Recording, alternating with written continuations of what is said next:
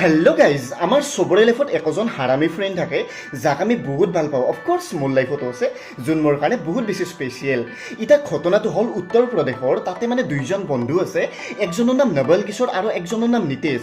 ই noble কিশোৰজন আছিল মহা ধুৰন্ধৰ হাৰামী টাইপ। তাৰ মানে ধৰক সৰু ছোৱালীক পেন খুলি পেলাই চুমাত পাউডাৰৰ ফটা দিয়ে, ৰাস্তাই দিয়ে আপি তিৰি যাই থাকিলে চকুত টিপ মাৰা, এনেহান টাইপৰ আছিল। আৰু যিজন আছিল নিতেশ, সি আছিল মস্ত অমায়িক, শান্ত, ইন'চেণ্ট, মানে মোৰ দৰে আৰু ধৰি লওক। এতিয়া ঘটনাটো হ'ল ই নবল কিশোৰে একদিন কি কৈছে, ই বদমাছে জংঘলৰ মাজৰ পৰা ভাঙৰ গাছ কাটি আনি পেলাই, আপোনালোকে নিশ্চয় কেতিয়াবা নহ'লেও কেতিয়াবা ভাঙৰ গাছ দেখা পাইছে, ভাঙৰ গাছ কাটি আনি পেলাই এই নিতেশৰ হাতত দিছে, বোলো এই শাক বৌয়েৰেক বঢ়িয়াকৈ বনাবা দিবি। আৰু নিতেশেও ভাবছে বেষ্ট ফ্ৰেণ্ডে আৰু দিছে ভাল বস্তু হ'ব। নিতেশে নি পেলাই বোৱাকৰ হাতত দিছে, আৰু বোৱাকেও ধুনীয়াকৈ ধুই পখলি ইমান মৰমৰ দেউৰাকে আনি দিছে, বঢ়িয়া শাক আলু দি বঢ়িয়াকৈ মচমচীয়াকৈ ভাজছি। আৰু আপোনালোকে নিশ্চয় জানে যে ভাঙৰ লগত আলু ভাজিলে মজা টেষ্ট হয়। মই অৱশ্যে এটা গিলে খাই পোৱা নাই, ই খাই পাইছে যদি মই গম নাপাওঁ।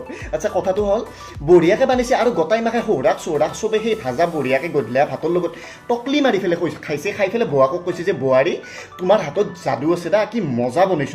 কিন্তু সেন্দে গমে বনাই অলপ পিছত যে ভাঙে সেন্দৰ লগত একচুৱেল কেনেহেন যাদু সৃষ্টি কৰি আছে। তাৰপিছত গোটাই মাখে খাই উঠিলা, খাই উঠাৰ পিছত যেতিয়া গোটাই মাখা নিচা লাগছে, নিচা লগাৰ পিছত বোৱাকৰ কান্ধত সৌৰা কুটছি, ভাত বনোৱা ডেক্সিটো পাইখানা বুলি ভাবে খাৱাক যাই পেলাই তাতে হাইক বেগ গিলি বৈছি। এটাই গৈছে তপস্যাত, এটাই ধৰিবা ধৰিছে, কান্দাই এটাই আৰু ব্ৰেকআপৰ ৰামকাথা গাবা ধৰিছে। কাষৰ মানুহবিলাক ভাবিলাক এন্দৰে যে কি হৈছে, পিয়াচিনি চিয়াচিনি ধৰিলাক নেকি। মানুহখিনি আচৰিত হৈ গ'ল, লগে লগ পুলিচক ফোন মাৰিলাক, আৰু পুলিচ আহি 108 আহি পেলাই গোটাই মাখা তাৰমানে দাঙি লৈ গৈছে। আৰু চবতকৈ গুড নিউজটো হ'ল গোটেইখিনি এতিয়া সম্প্ৰতি মানে সুস্থ ভাল অৱস্থাতে আছে, আৰু যিটো হাৰামী নবল কিশোৰ তাক পুলিচে উঠাই লৈ গৈছে।